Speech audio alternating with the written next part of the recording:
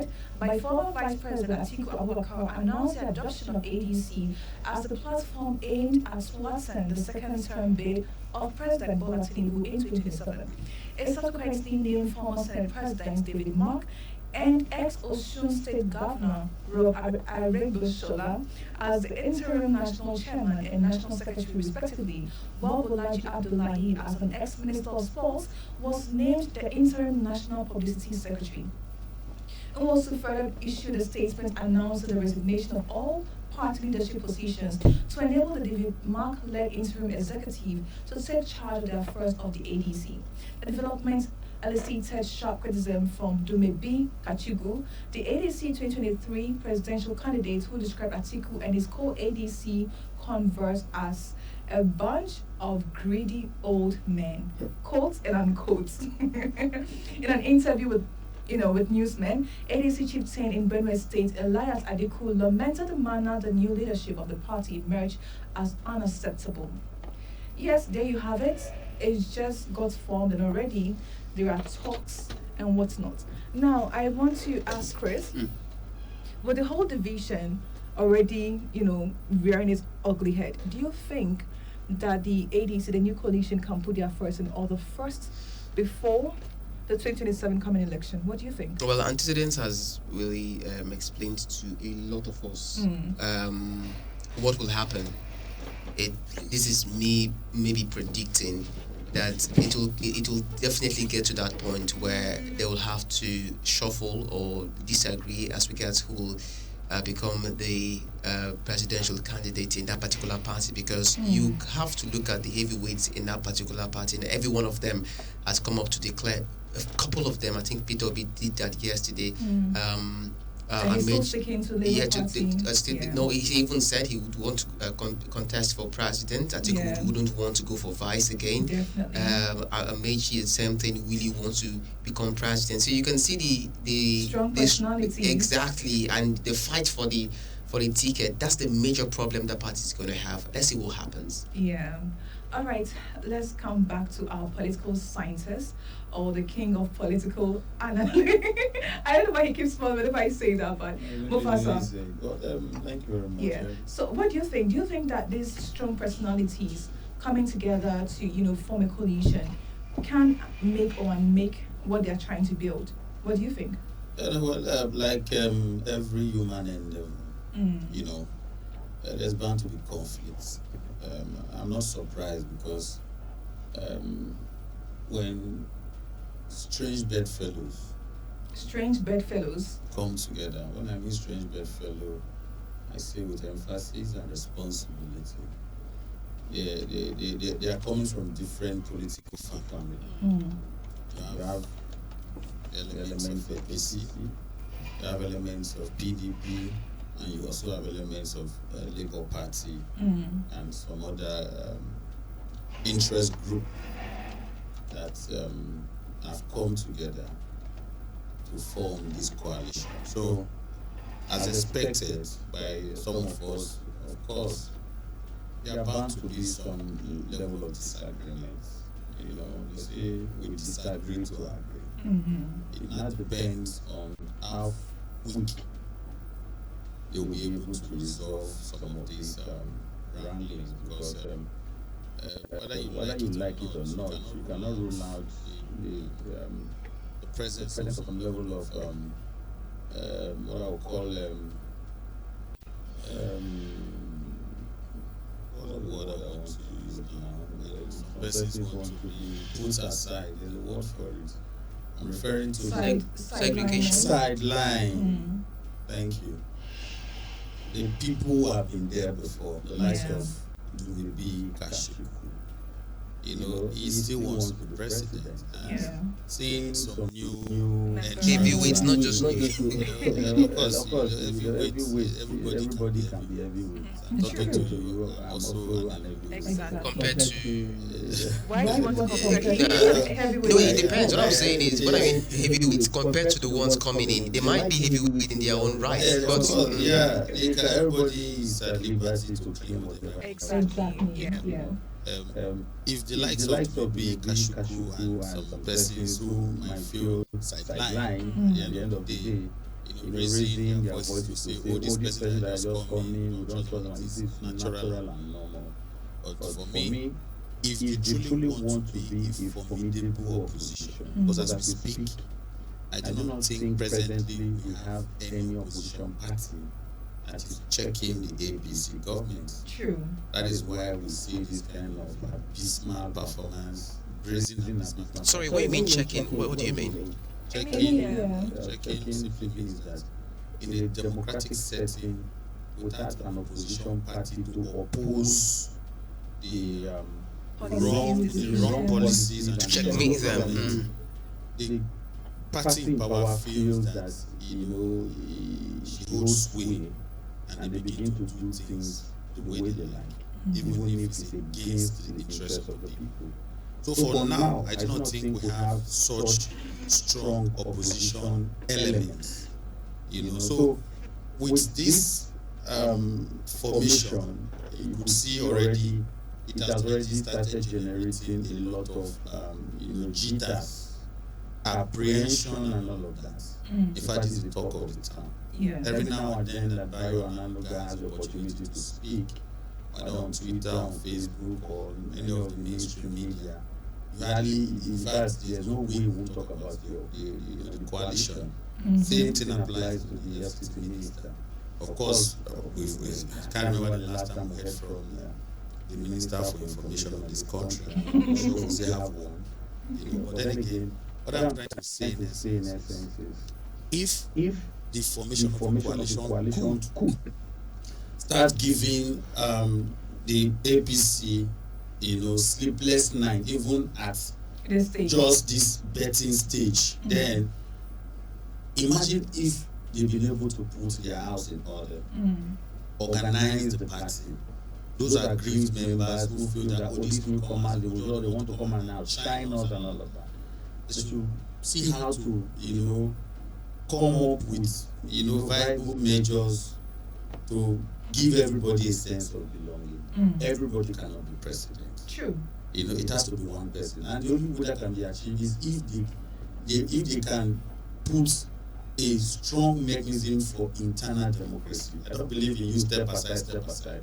Everybody that has an ambition should be given an opportunity at the level of the primaries of the party.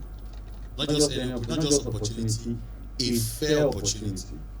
Atiku Abubakar is well within his right to contest. But he has contested several times. He's influential. He never can tell if he might win this one. That is if he gets the ticket.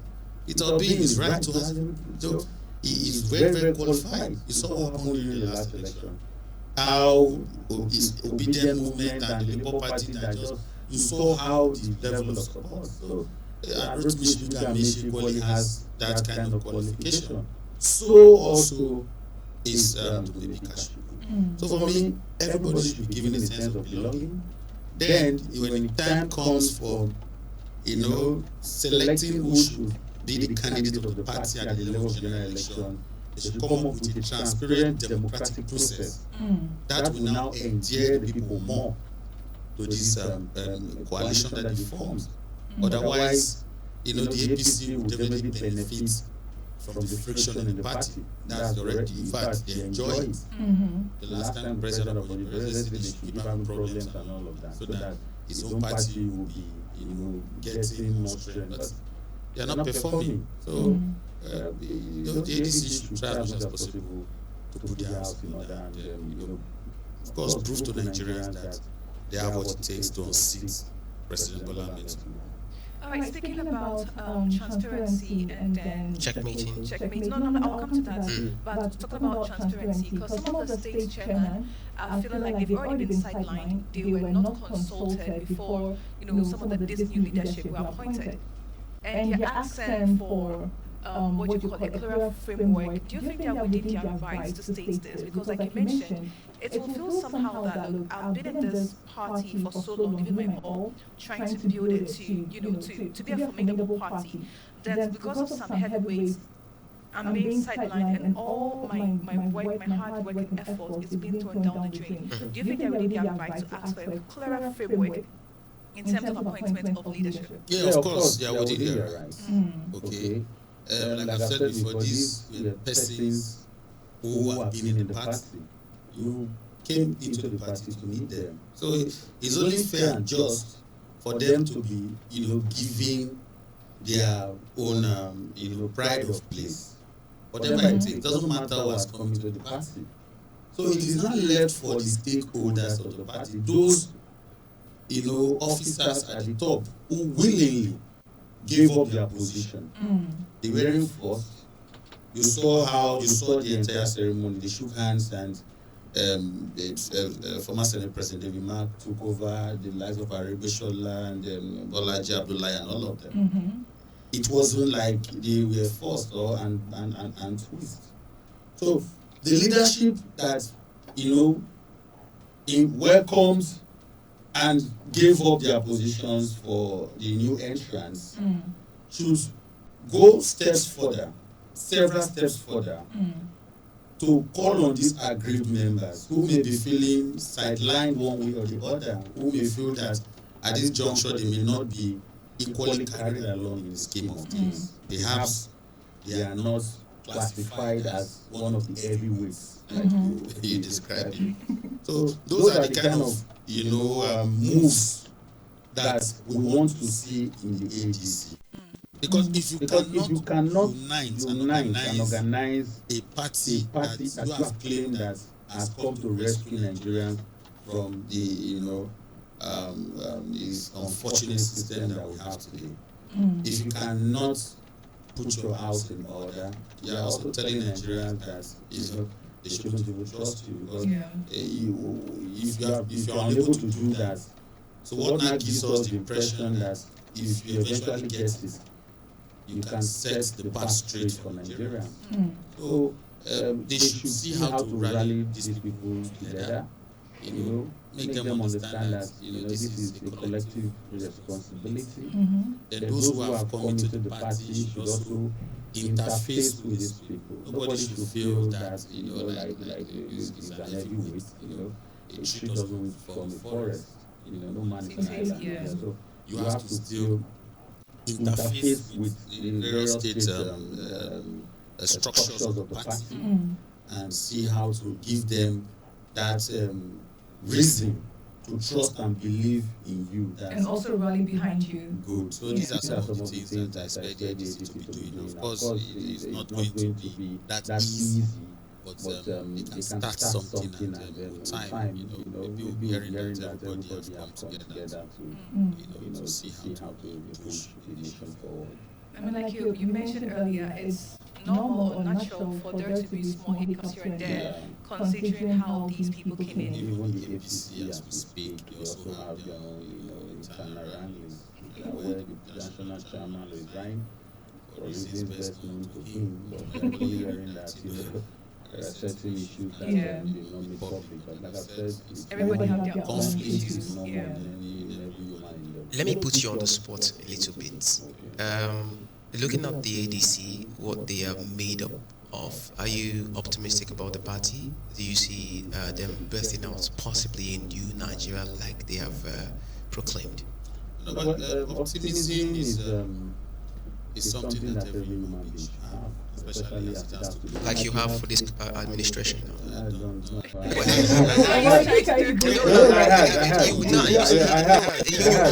I had.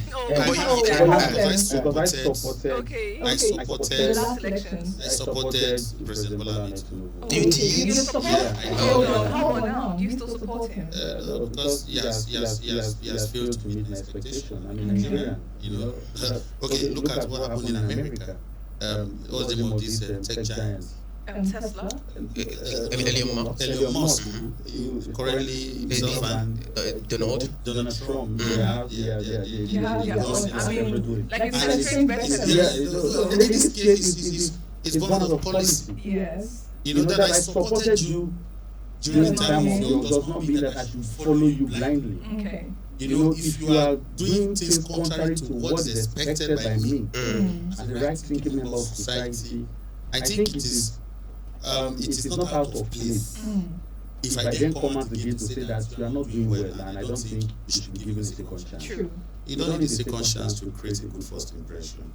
You know, when Peter Obi said that, oh, it doesn't need more than 4 years to do something meaningful, a lot of people were, dragging him and, wanting to strangle him for saying that. And I said, he hasn't said anything wrong. Anybody that would do well, he did say the same thing. yes, anybody that would do well in 8 years will do well in 4 years. Yeah. There has to be a very visible template. This is 2 years, and already they started talking about the election.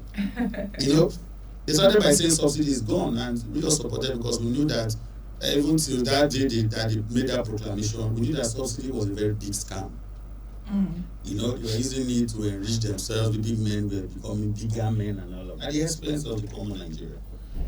Expecting that at the end of the day, the dollars, like ML of Kano, former CBN governor, said that, where are all the dollars that they claimed they were paying for subsidy? Billions of dollars. So now, thinking that they would have channeled that money into industrializing this country, building new refineries, of course, fixing the old ones. Fixing the old ones that we feel that we can fix, the ones that we can't fix, we can sell it off. Because there's so much money that we are keeping now from the proceeds of subsidy that we claimed that we were paying before. But what do? They started sharing the money among themselves.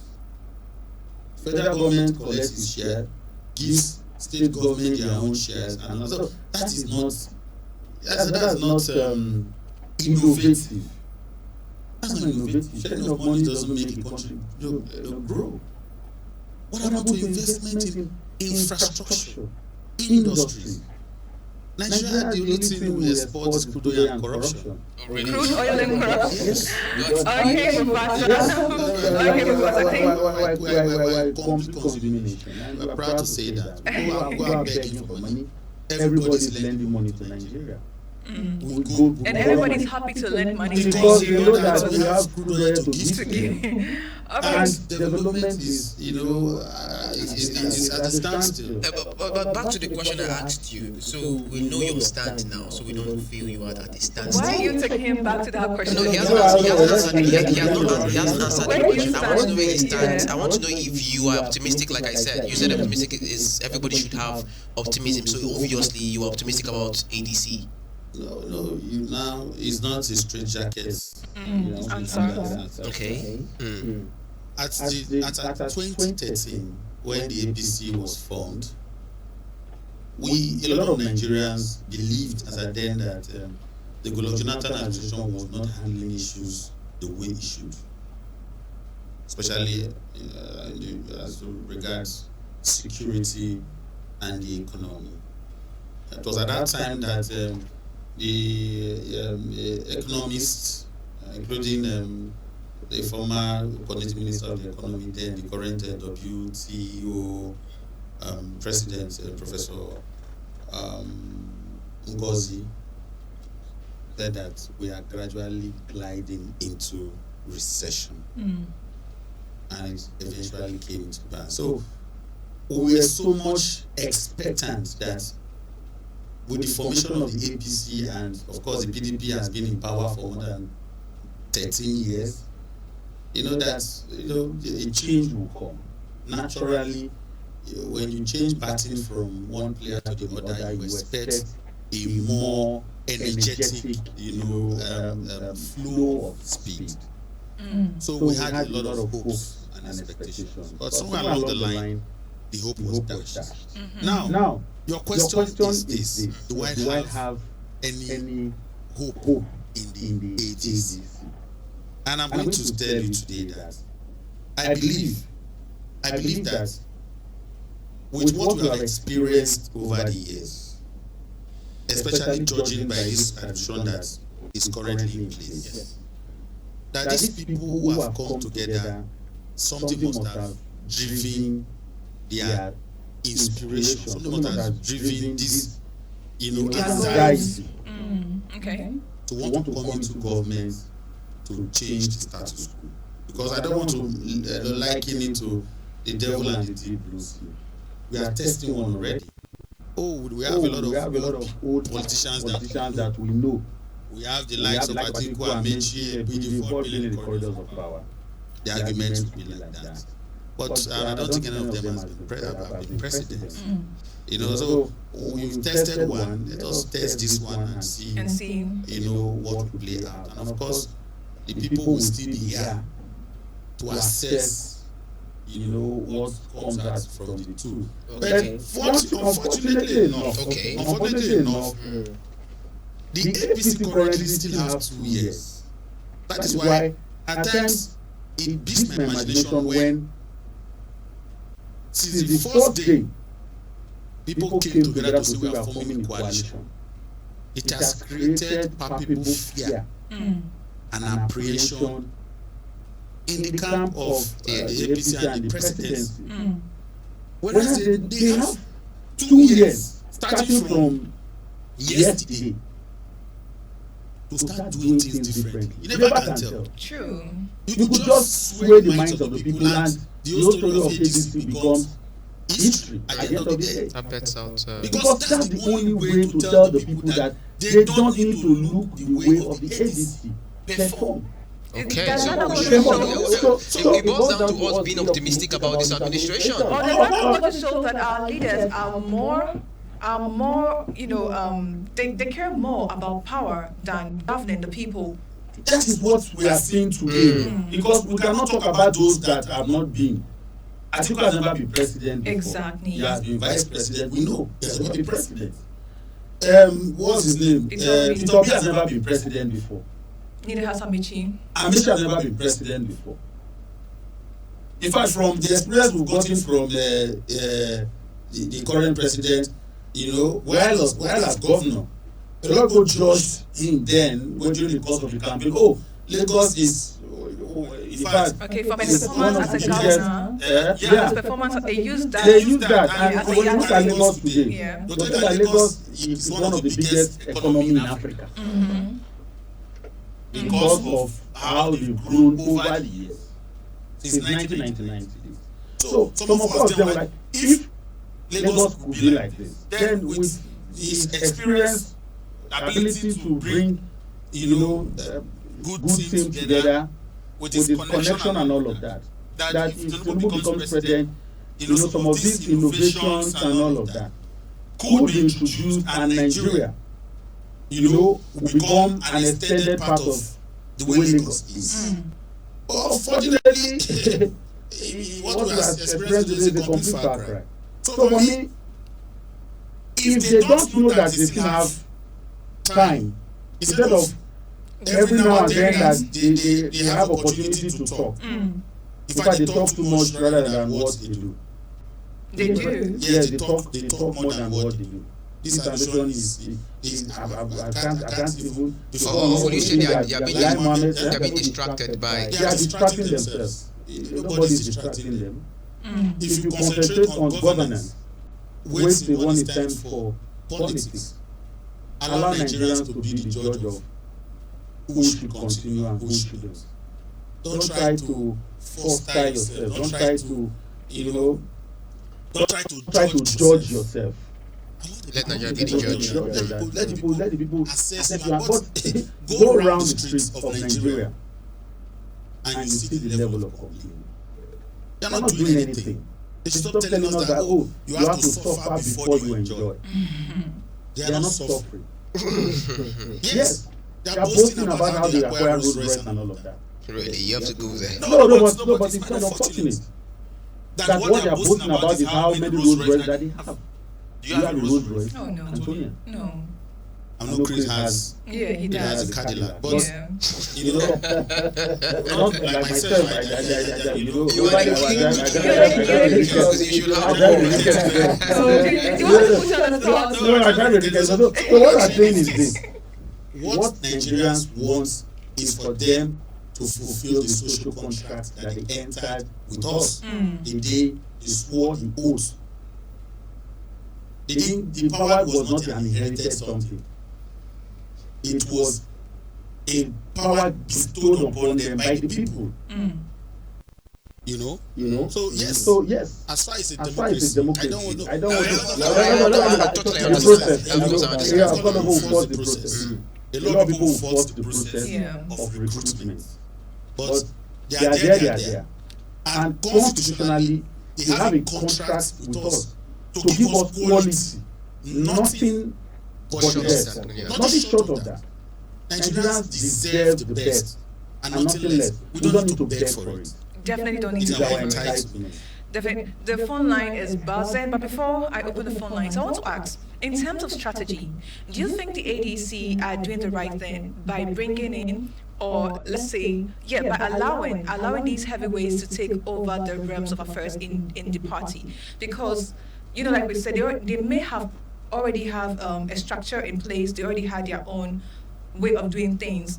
But now these people coming in now will also have their own strategy and ways of doing things. But allowing them to take, control of the party and then steering the affairs of the party, do you think it's a good strategy for them? Because they tried a couple of times for the presidency, but did not win. And these people, from what it looks like, have more advantage and more opportunity or chances of winning the presidency as opposed to whoever was there before. They say necessity is the mother of all inventions. And at this juncture, let us look at it from the angle of desperate times calls for desperate measures. We all know the current situation of things in this country. And a lot of people will tell you, including myself, that without a coalition, it will be difficult to unseat the current APC government, just like what happened in 2015. A lot of influential politicians have decided to come together, according to them, in the best interest of Nigerians. According to them, because these days we find it very difficult to trust politicians. But it is what it is, and we have to make do with what we have in our hands. So it's not left, like I've said before, for the stakeholders who were in the ADC before the coming of these influential politicians into the party to form a coalition, to rally around their members who have been with them before. Okay. If they could do that successfully, the next thing that I would advise they should do is how to institute internal democracy, which is really quite difficult because the presidents want to use their influence. You understand me? To sway, the vast majority of the members of the party. But they should try as much as possible to make their processes transparent. Like I said, because nobody should be coerced to step aside for anybody. Very well. Let's try as much as we can to make what we're doing transparent to our listeners. By opening the phone line. Yes, exactly. 081-355-42321. I'm sure you've been waiting for us to open the phone line. 081-355-42321. Hello, good morning, and welcome to Let's Talk.